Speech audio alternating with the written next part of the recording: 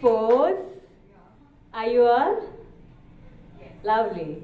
I think so. That's something which is at the bottom of all hearts. Essentially, when I think sports is not about someone who actually, who you see has achieved and defined some kind of achievements. I'll draw an analogy, but before that, I'll just quickly talk to you about myself. I'm a mountaineer and a swimmer. And my journey started, so I have been into active outdoor sports, I can say, from my childhood.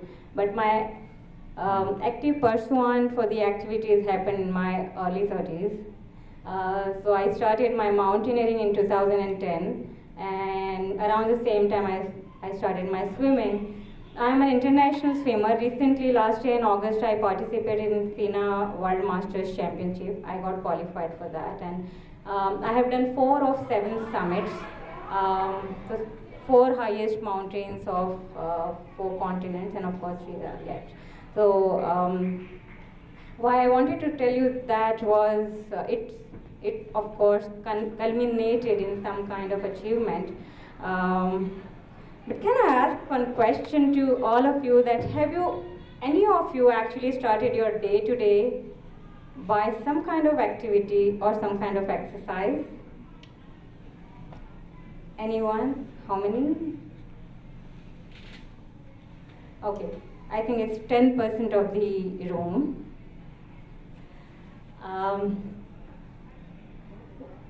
Yeah, that's the number is going up. It is 15%, yes. Oh, sorry. So that way, for all 4 of us, I think I did 10-kilometer run today. So of course, I did something. I'm sure you have, and I think they can't. None of us can afford not to do it. Yes. The question came because I do believe that exercise and getting yourself into some kind of activity in routine is the sport in its teenage. You can just conceive that thought that way. That when you start doing activity, you are getting into sports in its teenage life. Everything starts from there, and everybody has this basic instinct. Every human being, whether they actively pursue or not, it's just that they have to wake up in a day and go out and start walking or jogging or do any other thing, but take a step out. When this starts happening, the results are miracles. If you actively pursue it and you take every step forward again and again and again, a small jog converts into run, a small swim converts into state level, international level, all of that. Every sport and every active step takes you to a further step. And one more analogy I want to draw here is that it's a mind, body, and soul game.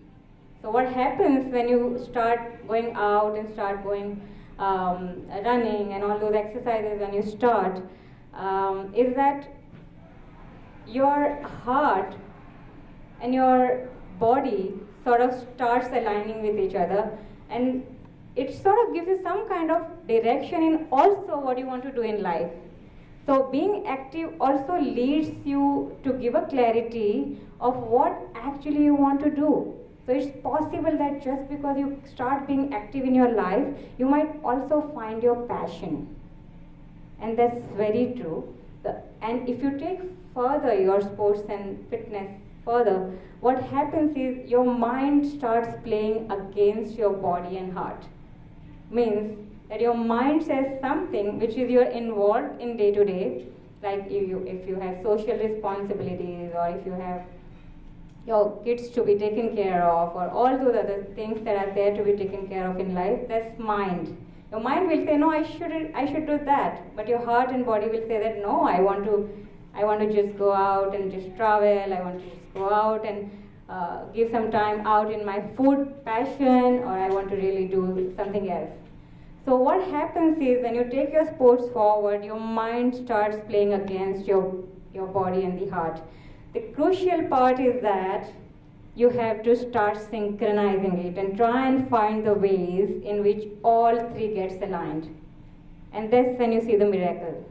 And that happens. It's not that you will start sacrificing for your children or something. You'll find a way to even take care of your children as well as give the time to your passion.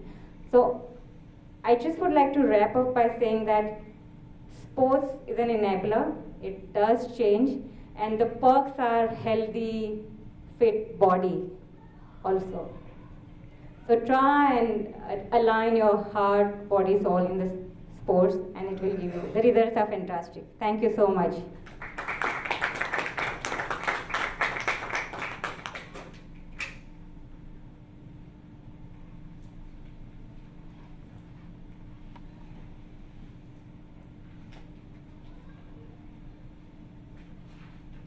Good afternoon, ladies and gentlemen. I'd like to start by stating how honored I am to be here and to share the stage with such remarkable women and colleagues, I think.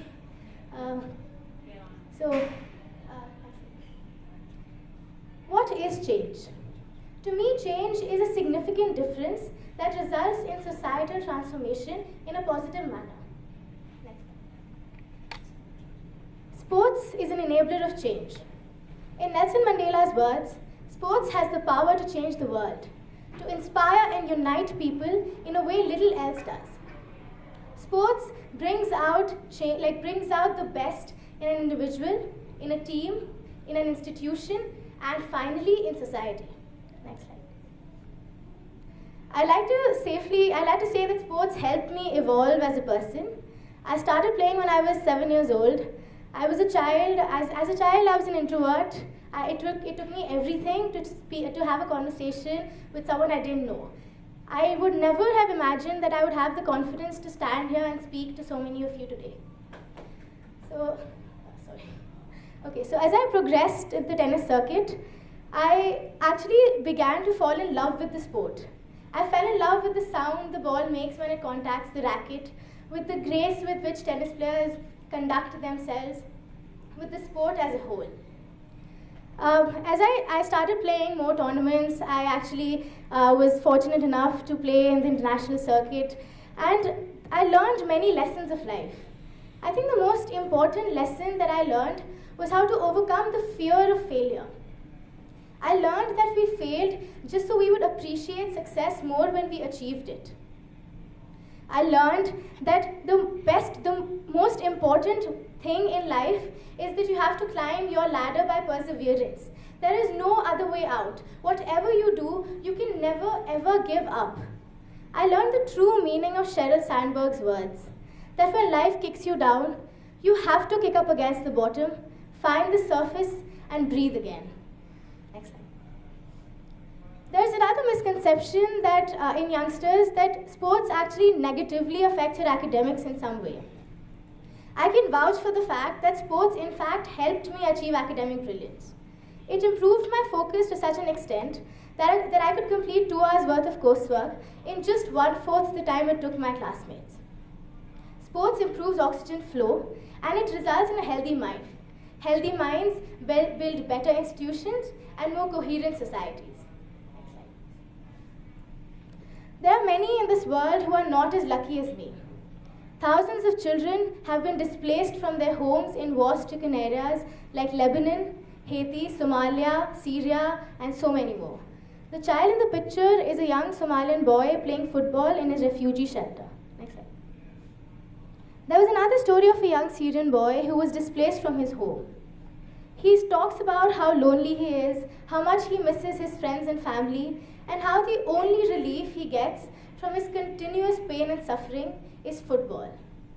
For that 1 hour that they play football together, they manage to keep their differences aside. They manage to forget the competition they have for even the little things of life that we take for granted. They have to compete for food, water, shelter, etc.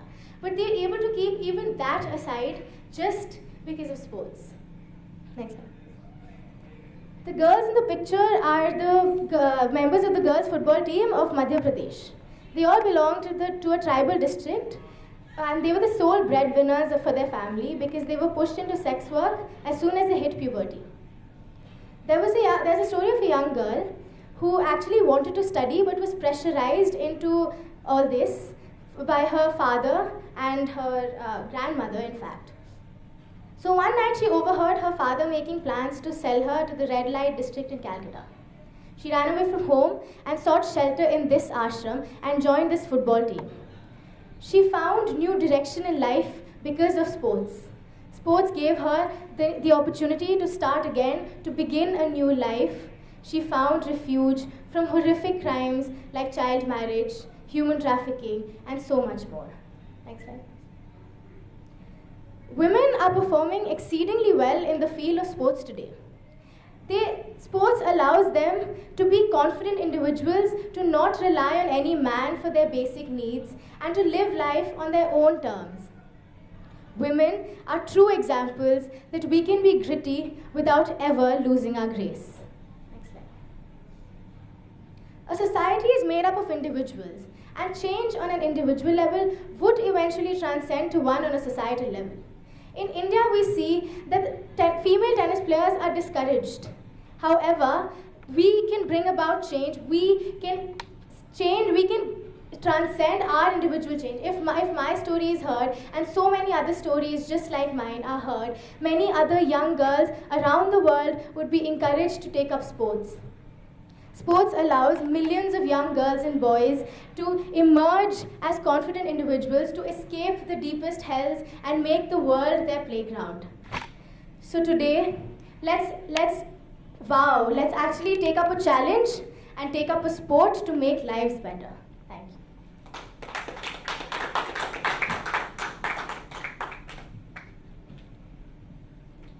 Good afternoon, everyone. My name is Ameera Singh Pasreech, and I am an equestrian, and I've participated up to the national level. First of all, I would like to say, ma'am, I am absolutely a fan of yours for the work you do, because I have actually been up to base camp Everest. We were about 2 days off from there, and I know the kind of grit it takes to get up there. You know, there were so many times when I just wanted to sit down and say, I can't do this. I just can't. I was 10 years old, and I had gone with my father, who's sitting right there. And he would keep telling me, you know, he'd take a Mars bar, it was chocolates, and he'd bring them in front of me and say, come on, just 10 more steps, just 10 more steps. It was such a challenge. So when you say that you're into mountaineering, I absolutely respect you and salute you for that. Hats off. It takes some... As is taking a step forward, but as tough as also taking a step forward. Of course, but I hats off on that. Anyway, I would like to start by giving you an incident that happened in my life quite recently. So since I'm in 12th standard, we have career counseling classes in our school. And I was very excited for my career counseling class, because ever since I've been 12 years old, my aim in life has been to become an Olympic equestrian. So, you know, I thought that this lady who's going to come, I'm going to go and I'm going to tell her all about my dreams, and she's going to, you know, tell me what path to put forward and how to go about this. So I went in there very confidently, and she asked me, she said, so, child, what do you want to be? So I said, I want to be an equestrian Olympic rider. So she looked at me, horrified, really horrified, and I was a bit taken aback. So she said, you want to be what? And I said, I want to be an Olympic equestrian. So she said, okay. She said, so then she asked me, what is an equestrian exactly? So I told her what it is. I explained it all to her very enthusiastically, and then she looks at me and she says, that's no place for a woman. And I was